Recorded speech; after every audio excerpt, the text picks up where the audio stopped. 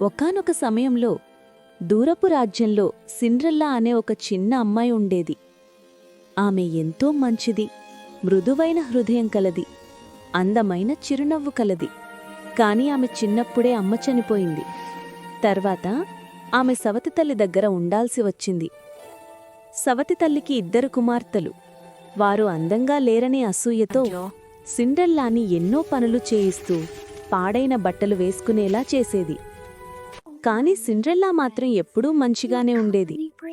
తోటలో పక్షులతో, జంతువులతో మాట్లాడుకుంటూ తన మనసు దోచుకునేది. ఒకరోజు రాజ్యంలో పెద్ద వార్త వచ్చింది. రాజకుమారుడు ఒక గొప్ప నృత్య వేడుక పెట్టాడు. అందులో రాజ్యంలో ఉన్న ప్రతి అమ్మాయికి ఆహ్వానం. సిండ్రెల్లా సవతి అక్కలు అద్భుతంగా రెడీ అవుతూ ఎంతో ఆనందించారు. సిండ్రెల్లా కూడా ఆ వేడుకకు వెళ్లాలని అనుకుంది. కాని సవతి తల్లి ఆమెను వెళ్లనీయకుండా ఇంటి పనుల్లో వేసింది. వేడుక రాత్రి వచ్చింది. సిండ్రెల్లా ఒంటరిగా మంట చినుపక్కున ఏడుస్తూ కూర్చుంది. అప్పుడొక్కసారిగా వెలుగులు మెరిసేయి. ఆమె ముందు ఫెయిరీ గాడ్ మదర్ ప్రత్యక్షమైంది. ఎందుకేడుస్తున్నావమ్మా అని అడిగింది. సిండ్రెల్లా తన కోరిక చెప్పింది. ఫెయిరీ గాడ్ మదర్ చిరునవ్వు నవ్వి తన జాదూయికర్రను ఊపింది. క్షణాల్లో సిండ్రెల్లా పాడుబట్టలు ఒక అందమైన బంగారు గౌన్గా మారాయి.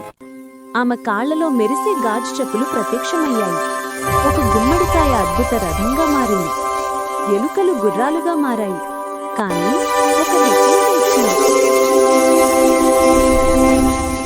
గమనించమ్మా, ఈ మంత్రం అర్ధరాత్రి వరకు మాత్రమే. 12 గంటలు కొడితే అంతా మునుపటిలాగే అయిపోతుంది. సిండ్రెల్లా ప్యాలెస్కి వెళ్ళింది. ఆమె వేదికలో ప్రవేశించిన వెంటనే అందరూ ఆశ్చర్యపోయారు. రాజకుమారుడు ఆమె దగ్గరికి వచ్చి నాట్యం చేయమన్నాడు.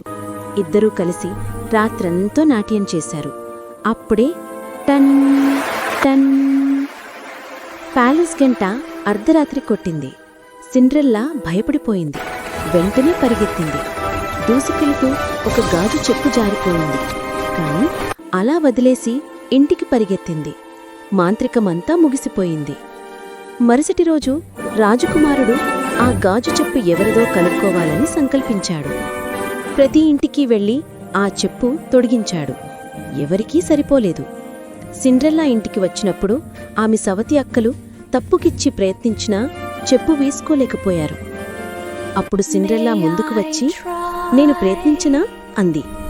చెప్పు ఆమె కాలుకు సరిగ్గా సరిపోయింది. రాజకుమారుడు ఆనందంతో వెలిగిపోయాడు. ఇదే రాత్రి తనతో నాట్యం చేసిన అమ్మాయి అని తెలిసింది. సవతి అక్కలు ఆశ్చర్యపోయి బాధపడ్డారు. అయినప్పటికీ సిండ్రెల్లా కోపపడలేదు. వారిని క్షమించింది. ఎందుకంటే ఆమెకు దయే ముఖ్యమైనది. తరువాత